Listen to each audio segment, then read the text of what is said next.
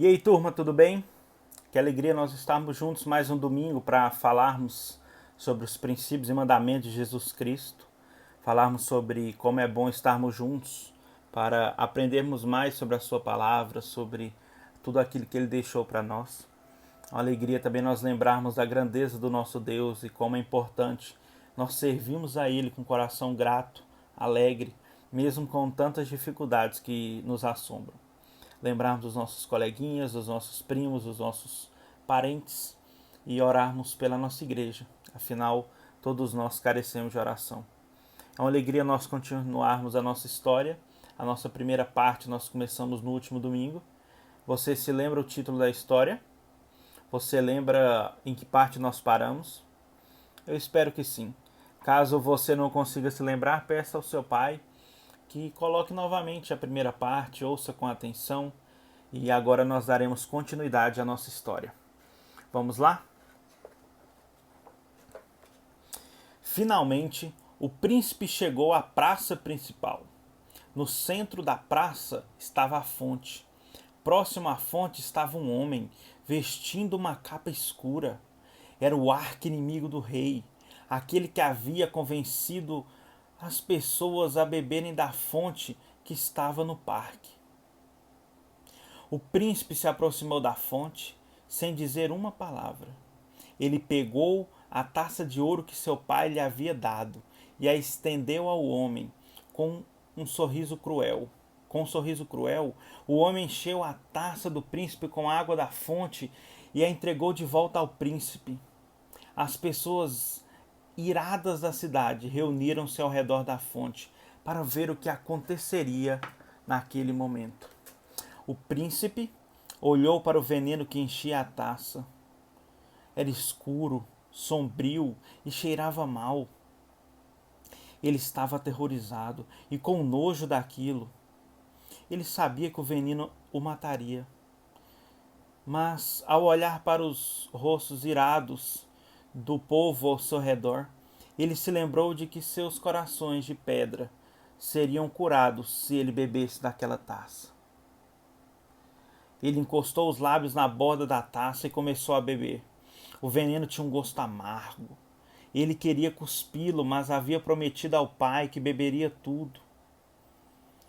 O veneno queimava sua garganta, mas ele continuou a engolir. Ele bebeu tudo até a última gota. Quando ele tinha bebido todo o veneno, o príncipe curvou a cabeça, fechou os olhos e morreu. Ele caiu no chão ao lado da fonte. Ao cair, o homem da capa escura riu de alegria, porque achou que havia matado o filho do rei. E todo o povo deu um grande grito de vitória. Tá vendo as cenas dele tomando, ó? Ele tomando, ele caindo.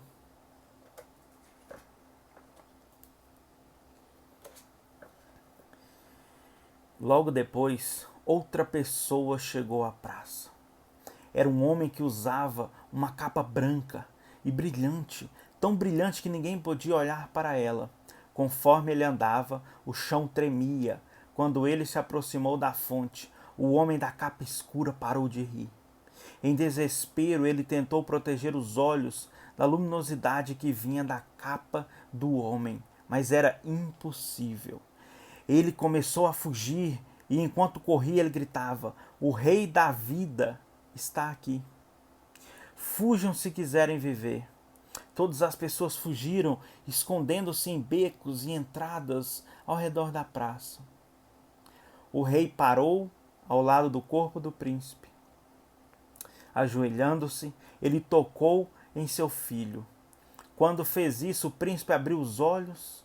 Ele estava vivo, vivo novamente. O rei da vida havia trazido o príncipe de volta à vida. Naquele momento, o líquido que jorrava da fonte mudou. Não era mais um veneno escuro e sombrio. Agora era uma água linda, cristalina e doce. O veneno logo sumiu e a água encheu a fonte.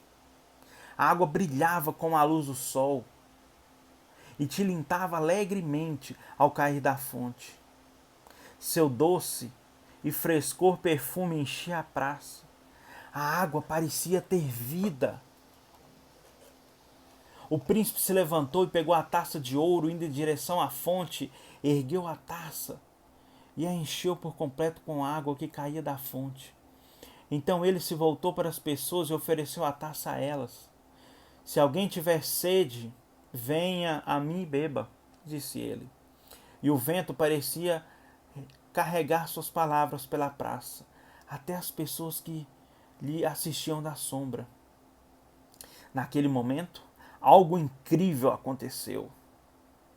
Os corações das pessoas começaram a mudar, voltando a ser calorosos e gentis. Os corações de algumas pessoas permaneceram duros e frios, mas por toda a praça os corações de homens e mulheres, meninos e meninas, idosos e crianças, comerciantes ricos e trabalhadores pobres, foram transformados. Lentamente e cheios de temor, aqueles com corações transformados começaram a se aproximar da fonte.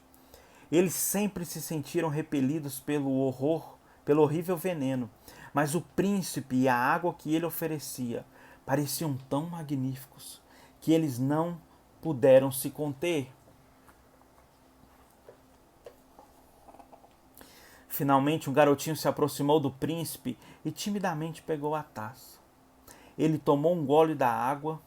As pessoas assistiam ansiosamente, mas nada de terrível aconteceu.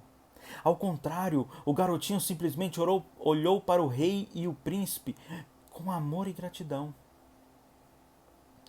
Ele havia sido ensinado a odiá-los, mas agora aquele ódio não existia mais no seu coração. Vendo que nada de ruim havia acontecido ao garoto após beber da taça, muitas pessoas rapidamente seguiram seu exemplo. Elas não queriam mais fugir e se esconder do rei. Ao invés disso, elas beberam da taça de ouro. Os que bebiam dela louvavam ao rei e ao príncipe por tê-los curado. Elas viram que o terrível veneno que o príncipe havia bebido era um remédio maravilhoso para elas. Apesar de ter um gosto horrível para o príncipe e de tê-lo matado, o veneno havia curado os corações de pedra do povo. Depois disso, as pessoas voltaram a visitar alegremente o parque onde se regozijavam em andar com o Rei da Vida e com o príncipe que os havia restaurado de volta à vida. Vovô se inclinou para Belinha e disse: Belinha, eu quero que você se lembre de que ficamos doentes por causa do pecado. Por isso o remédio que nos deixa melhor geralmente é feio e tem gosto ruim. Mas o príncipe teve que beber algo muito pior, para que o seu povo pudesse ser curado das consequências da sua desobediência. Sempre que você tomar um remédio amargo, eu quero que você se lembre da história do príncipe e a taça de veneno. Eu vou lembrar, vovô, prometeu Belinha. E sabe do que mais? Eu conheço outro príncipe que morreu pelo seu povo. É mesmo? Vovô perguntou com um brilho nos olhos. Minhas crianças,